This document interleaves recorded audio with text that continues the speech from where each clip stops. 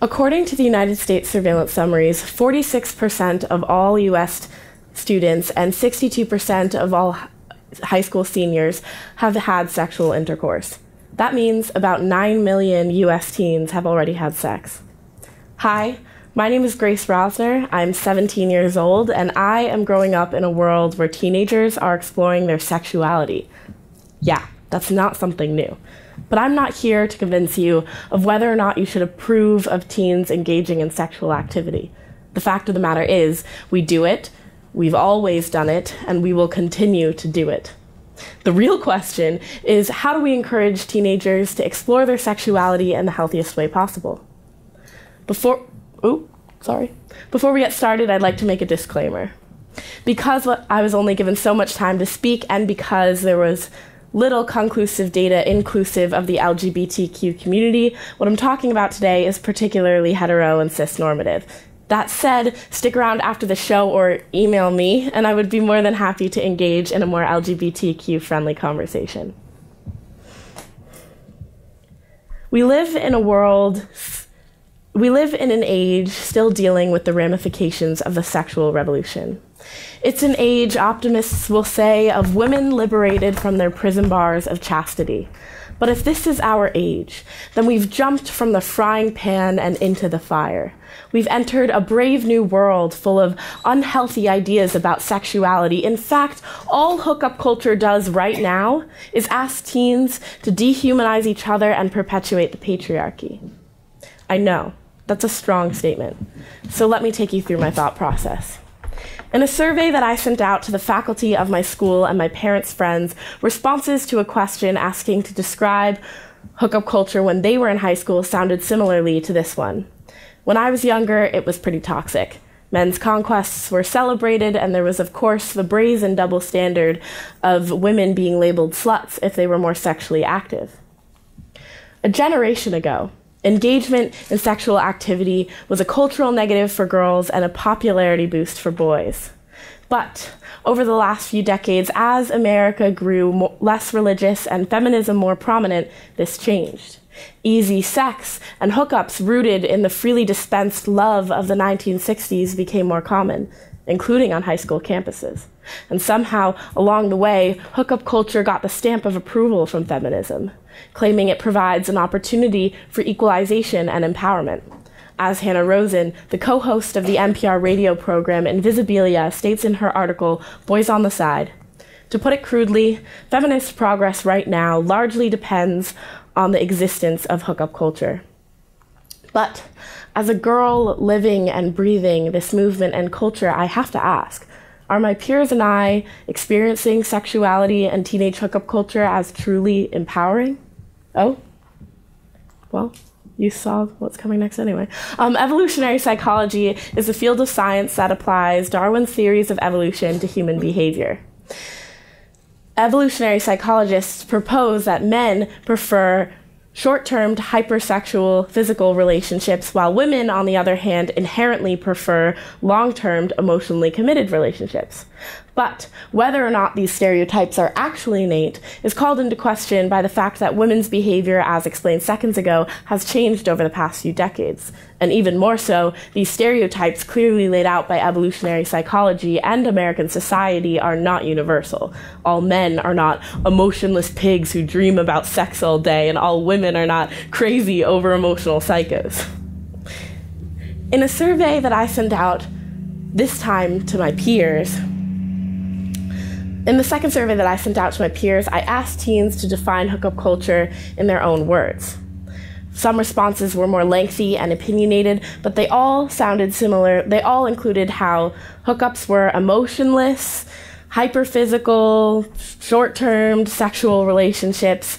There's even a pretty big dehumanizing up there. And so it seems like the characterizations of hooking up the way it exists now correlate directly with the stereotype of male sexual behavior. And so it seems like as time moves on, hookup culture more and more embodies typically masculine characteristics, and women are thus being expected to more behave the way men typically have. But I'm sure it won't come as a surprise to my fellow teenagers that this can be empowering.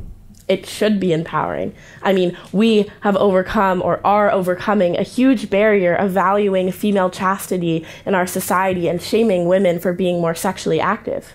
Women are now able to act in a way that we weren't for so long, express a part of womanhood so deeply shamed for so long. Women are now allowed and even encouraged to act like men in the sexual realm, but men have not been asked or encouraged to change their behavior.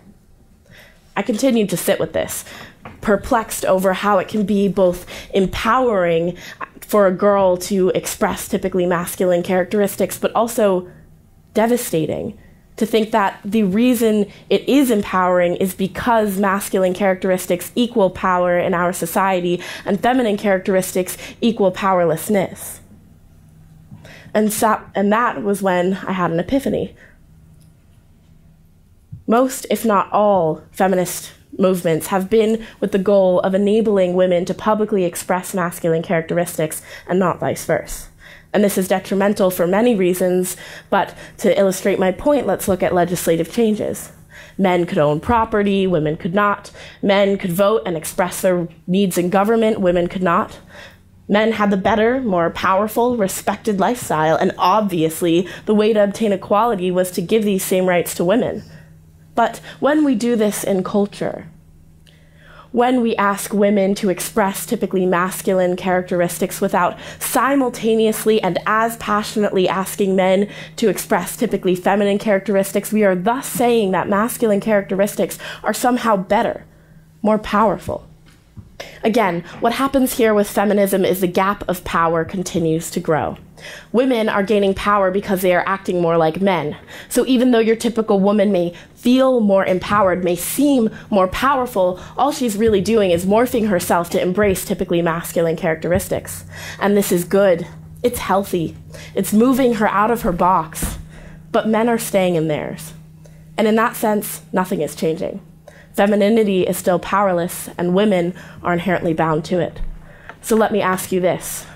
Are women reclaiming any power at all, or are they just acquiring it in some ominous, unending cycle of trying to prove themselves as the epitome of a masculine ideal? Society has projected male and female behavior similarly to the way evolutionary psychology lays it out. And hookup culture is only representative of typically masculine sexual behavior. What does this do to hookup culture? Well, it creates incredibly male-centric sexual experiences, perpetuates the patriarchy, and fosters a detrimentally restrictive emotional environment for teenage sexual exploration. What a mouthful. In our current hookup culture, teens are suppressing any type of emotion in order to seem less attached to their partner. As a teen said in their survey, whoever cares for the other person more tends to have less power than the person who just wants to get some. So it seems like in hookup culture, the two main stereotypes of women being emotional and wanting any kind of commitment are condemned in hookup culture. This kind of unspoken rule reinstates the powerlessness femininity projects, as qualities typically associated with femininity are in hookup culture defined by powerlessness. In my survey, I asked students to identify who they thought typically got more gratification from hooking up. Overall, 43% say the gratification levels were equal. 48% said men received more gratification, and 2% say the girl did. But some really interesting things happen when you split these up by gender and look a little more closely. When you look at just female options, 62% say the boy receives more gratification, and 31% say it's equal, and 3% say the girl gets more gratification. While with boys, you'll see that 70% of boys say gratification levels are equal. Yeah, 18% say the boy does, and 0% say the girl receives more gratification. All right, that's a disparity. And yes, these statistics really support my claims that hookup culture the way it is now perpetuates the patriarchy, is very male-dominated, creates male-centric sexual experiences, but it also points out the other significant issue with hookup culture: insufficient communication. Because hookup culture condemns showing any type of emotion, teens are suppressing all types of feelings, romantic or not, and all this causes is self-doubt, invalidation, and anxiety. Whenever teens call sex emotionless sex, as some did in my survey, they're disregarding any emotion whatsoever: fear, shame, confusion, nervousness. Humans think and feel. We think and we feel. How are teens expected to exile a whole part of their existence and continue to engage in sexual activity? It's simple. They're not. But like I said earlier, teenagers will have and do continue to hook up.